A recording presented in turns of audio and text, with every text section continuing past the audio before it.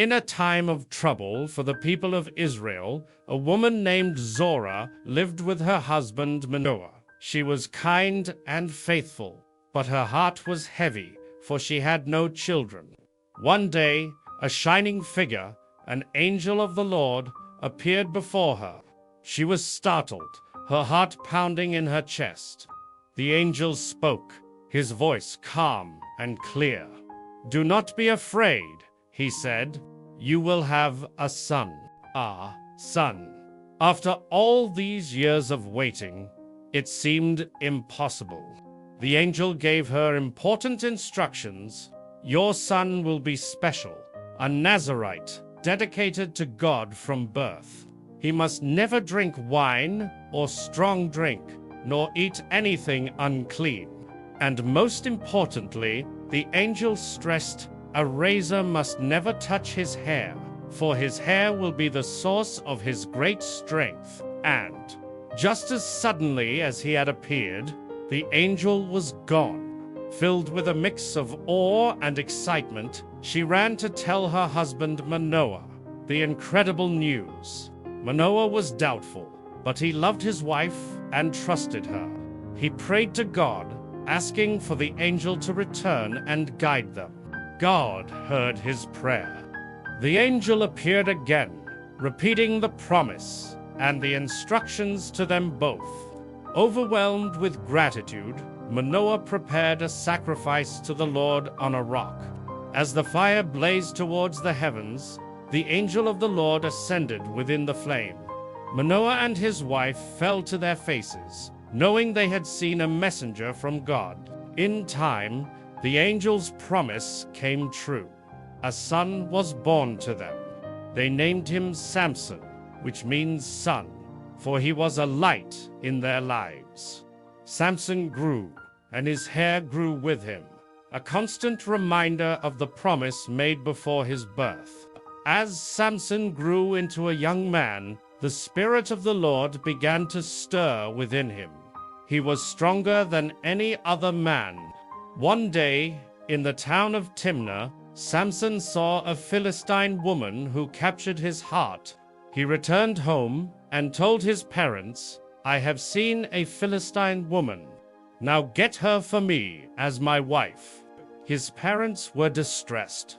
"Why would you marry a woman from the Philistines, our enemies?" they asked. But Samson insisted.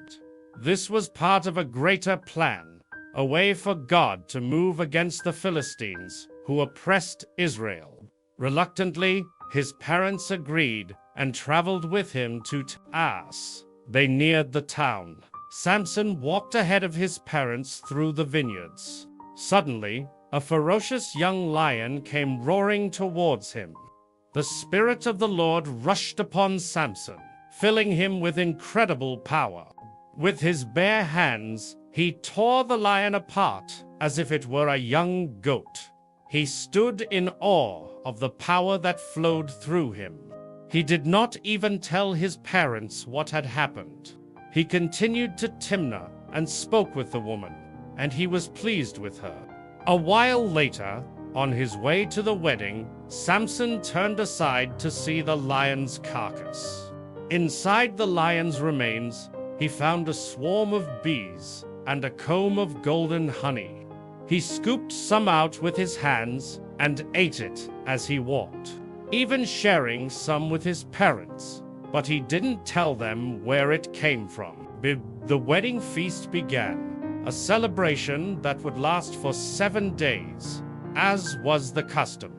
The Philistines, wary of Samson's reputation, brought 30 of their own young men to be his companions. Seeing an opportunity, Samson proposed a riddle. "Let me tell you a riddle," he said.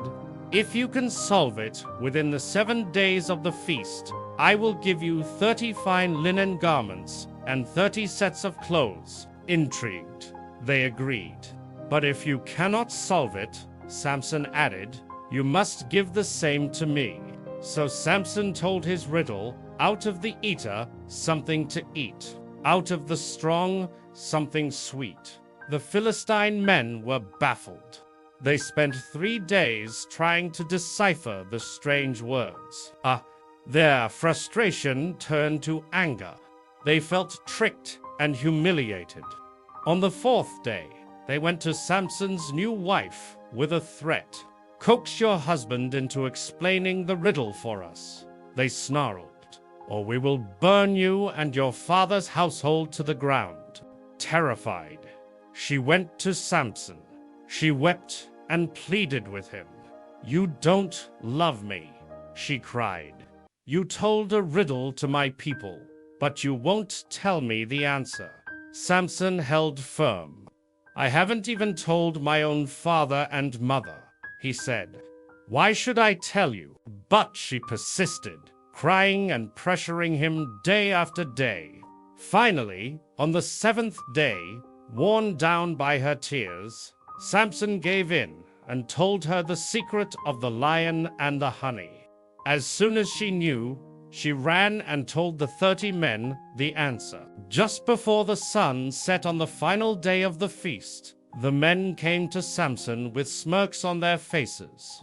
"What is sweeter than honey?" they said. "And what is stronger than a lion?" Samson's heart sank. He knew instantly how they had solved it. "If you had not plowed with my heifer," he said, his voice cold with anger, "you would not have solved my riddle." A burning rage, fueled by the Spirit of the Lord, surged through him.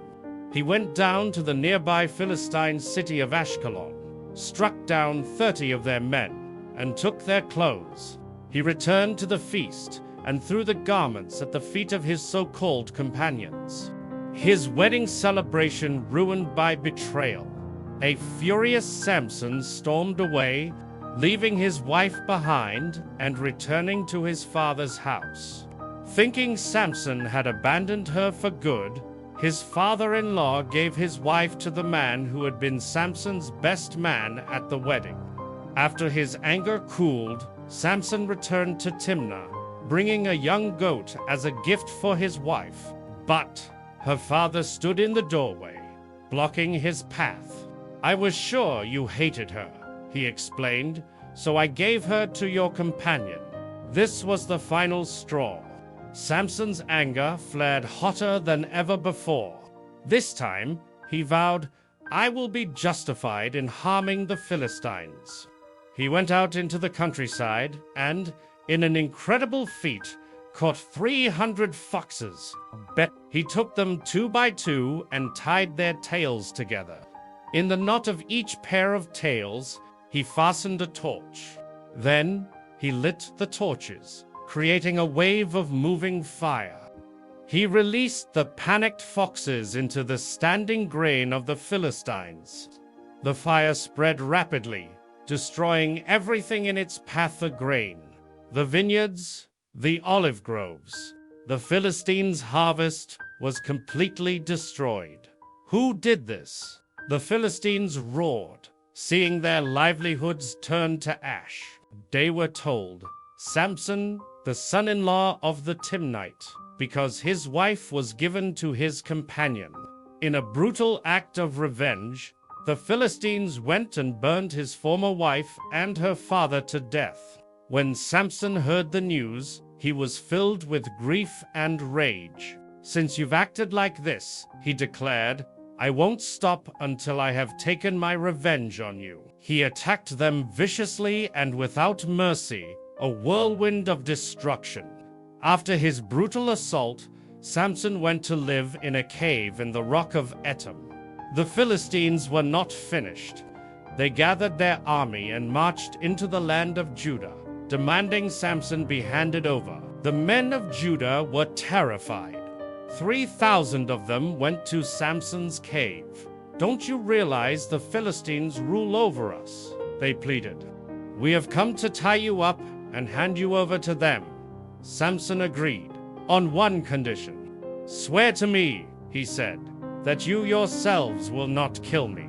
They agreed, and bound his mighty arms with 2 brand new ropes.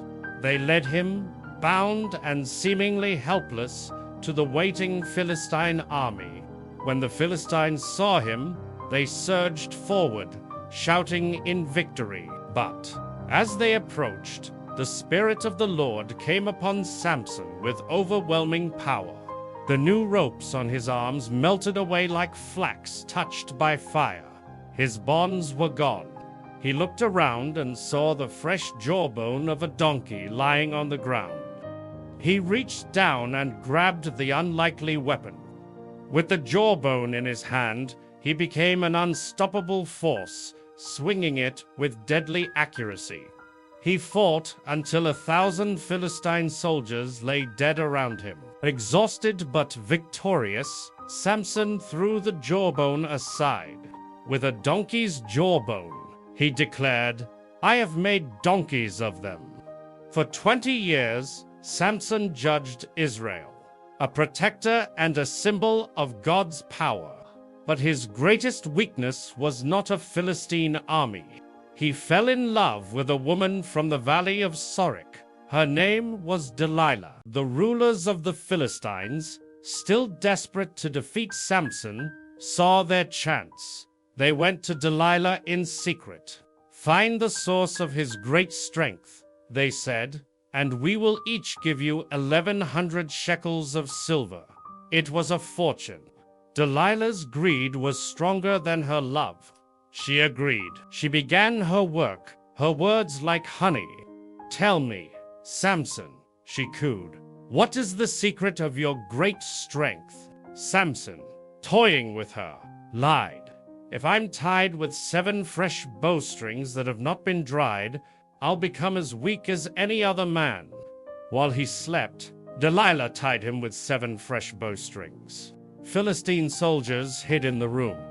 "The Philistines are upon you, Samson," she cried out. He awoke and snapped the bowstrings as if they were threads. Delilah pouted. "You've made a fool of me and lied to me," she said. "Please, tell me how you can be tied." He lied again. "If I'm tied securely with new ropes that have never been used, I'll become weak." So Delilah took new ropes and tied him up. Again, she called out, "The Philistines are upon you, Samson." And again, he broke the ropes off his arms as if they were thread. "You are still making a fool of me," she complained. "Tell me the real secret." "Getting closer to the truth," he told her. "If you weave the 7 braids of my head into the fabric on the loom and tighten it with the pin, I'll become weak." So as he slept, Delilah carefully wove his long hair into the loom.